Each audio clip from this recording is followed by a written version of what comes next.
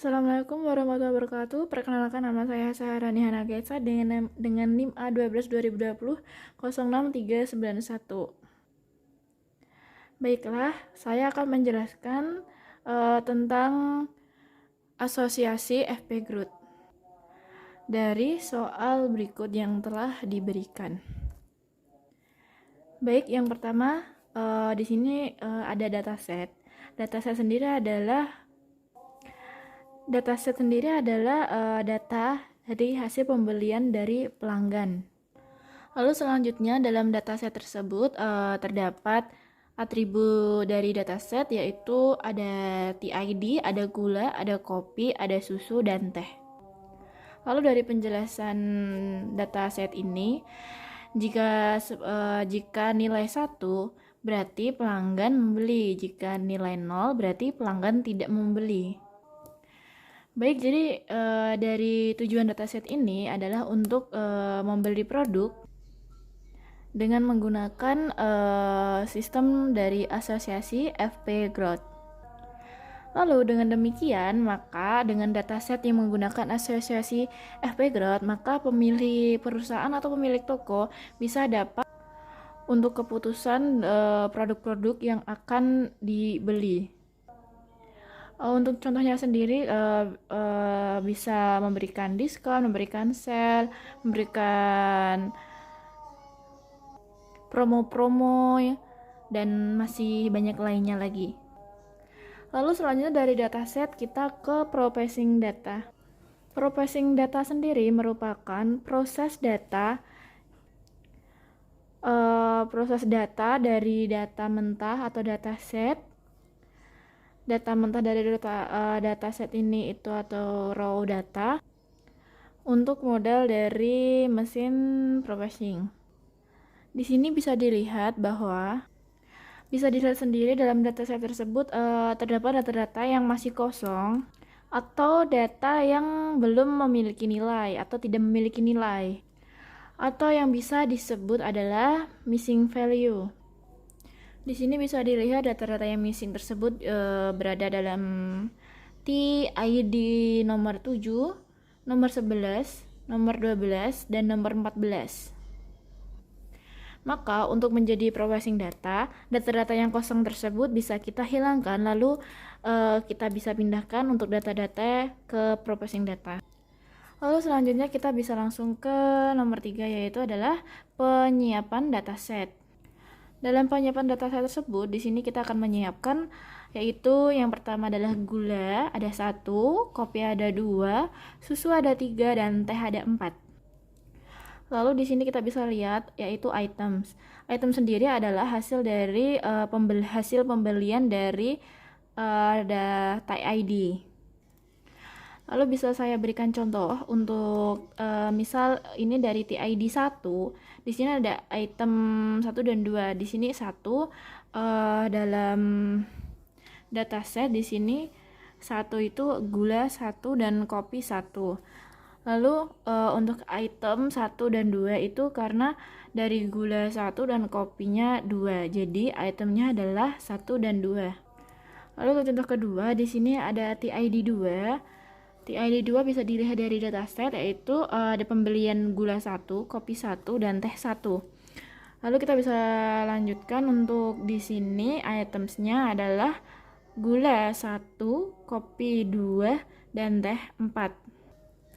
Baik, dan ini yang lainnya bisa disesuaikan dengan hasil TID dan itemnya dalam dataset tersebut.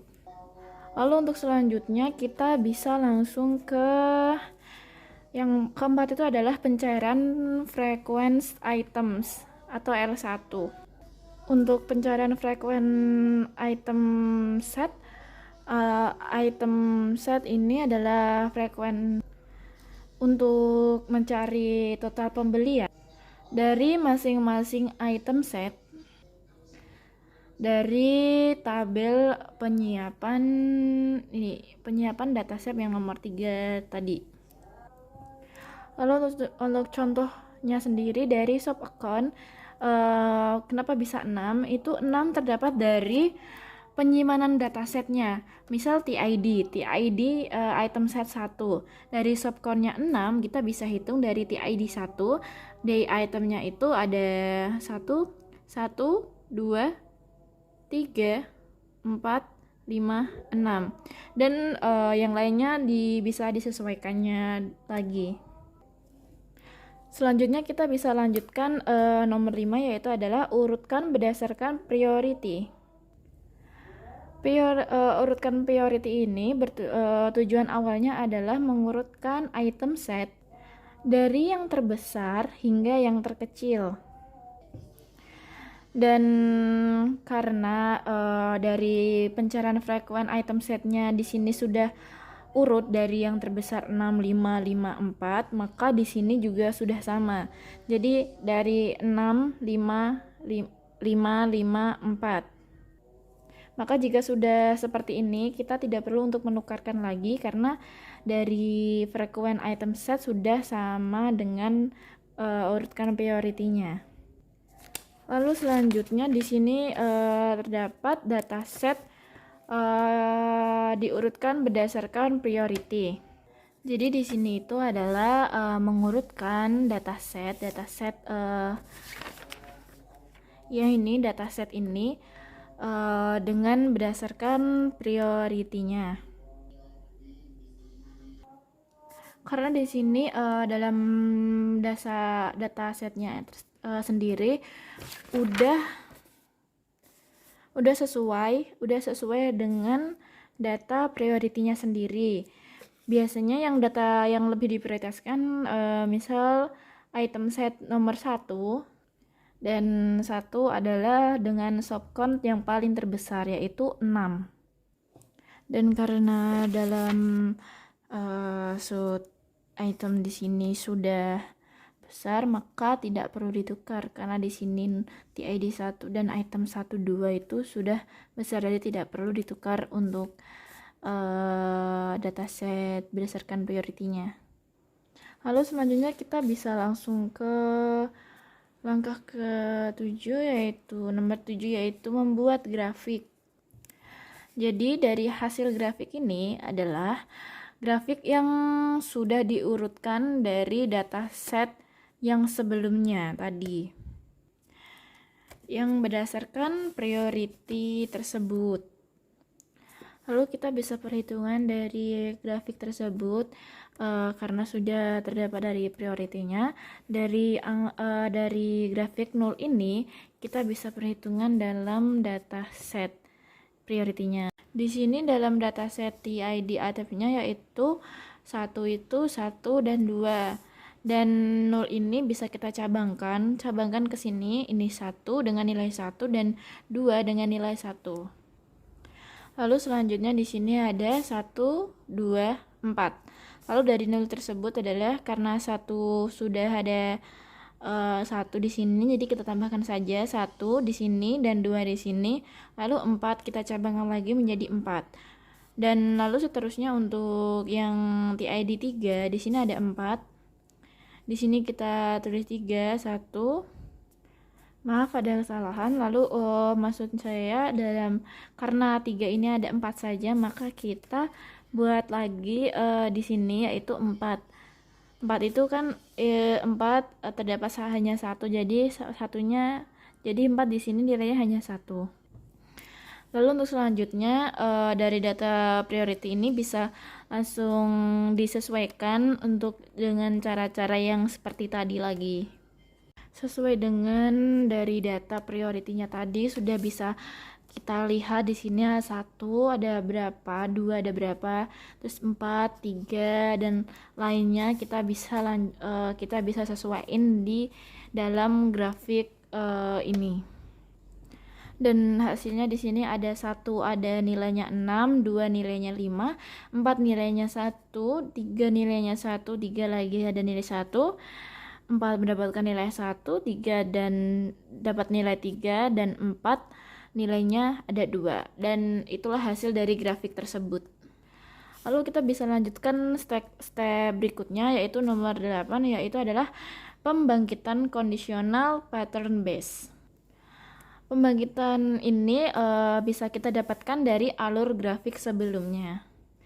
Oke, jadi untuk contohnya dari nomor 8 pattern base tersebut di sini kita bagaimana kita bisa mendapatkan hasil ini dengan cara kita bisa lihat lagi di grafik kenapa ini bisa terdapat nilai 1, 2 dan banding 1. Di sini kita bisa lihat di grafiknya di nolnya kita bisa lihat dari akarnya di sini 1 ada nilai 1, 2 ada 1 dan 4 ada 1. Maka di sini kita bisa lihat item 4 itu ada 1 dan 2 dan 1 2 itu bernilai 1 karena di sini 4-nya hanya ada 1.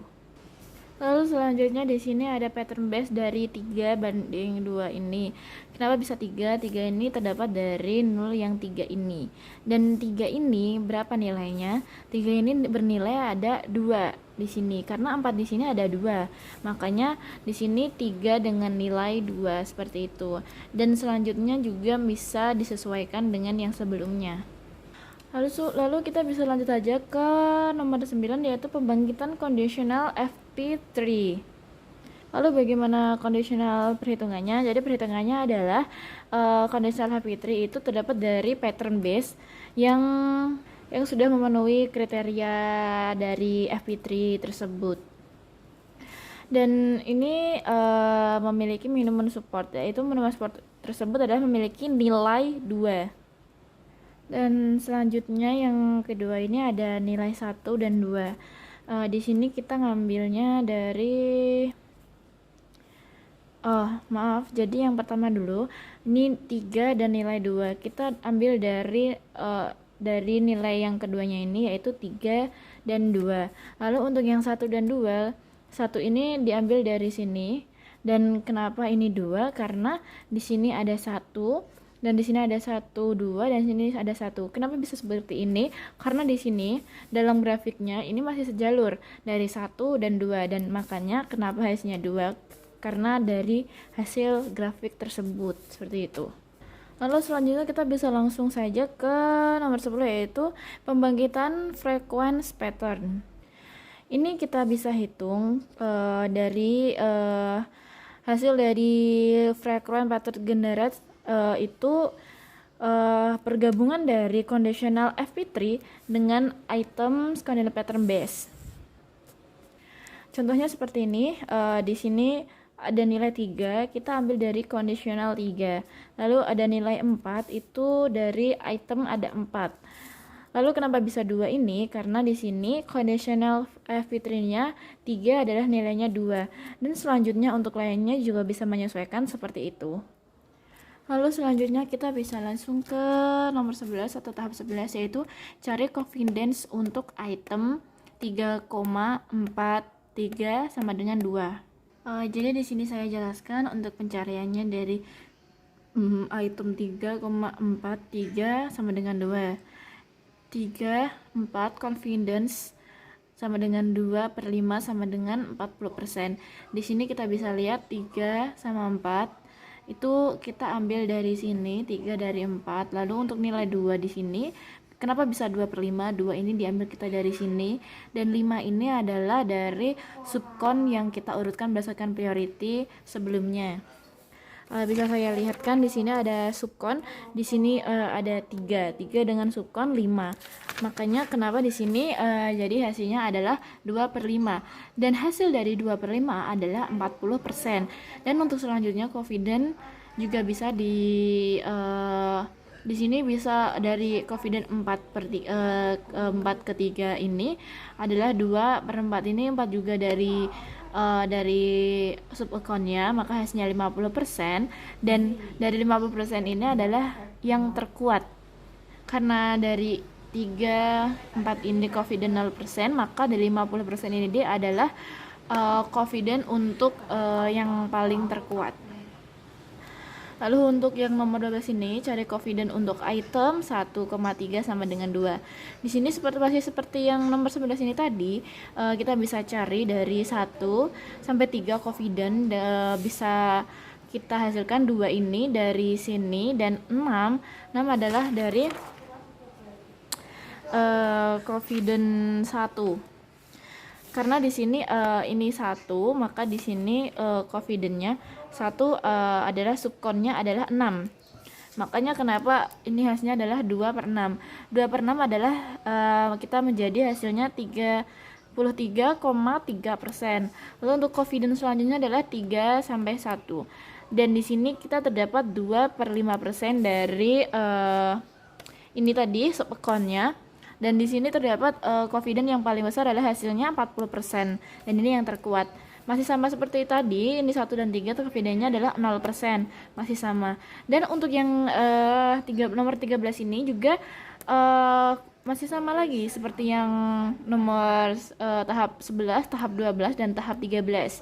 Maka nanti kita bisa sesuaikan mana yang paling terkuat, dan di sini adalah hasilnya dari confident pertama itu adalah 50% yang terkuat, confident yang kedua adalah paling terkuat adalah 40%, dan yang ketiga ini adalah 100%. Jadi yang paling terkuat dari ketiga ini adalah yang 100%. Dari confident 2 sampai 1 ini terdapat hasil 5/5. Lalu selanjutnya untuk kesimpulannya sendiri, saya menyimpulkan dari presentase confidence di atas dapat disimpulkan atribut yaitu adalah susu dan teh. Jadi susu dan teh ini penjualan produk yang sering dijual bersama adalah pembelian teh. Maka pelanggan juga akan membeli susu dengan confidence sebesar 50%. Ya, di sini adalah 50%. Lalu selanjutnya untuk atribut gula dan susu, penjualan produk yang sering dijual bersama adalah pembelian susu. Maka pelanggan juga akan membeli gula dengan confidence sebesar 40%. Kita bisa lihat di sini, ya kan? Benar? Ya, 40% adalah yang paling terkuat. Lalu, kemudian untuk atribut yang gula dan kopi, penjualan produk yang sering dijual bersama adalah pembelian kopi. Maka pelanggan juga akan membeli gula dengan confidence sebesar 100%. Kita bisa lihat lagi di sini hasilnya, ya benar 100%. Baik, sudah selesai. Jadi terima kasih atas presentasi saya untuk FP Growth ini. Sekian, wassalamualaikum warahmatullahi wabarakatuh.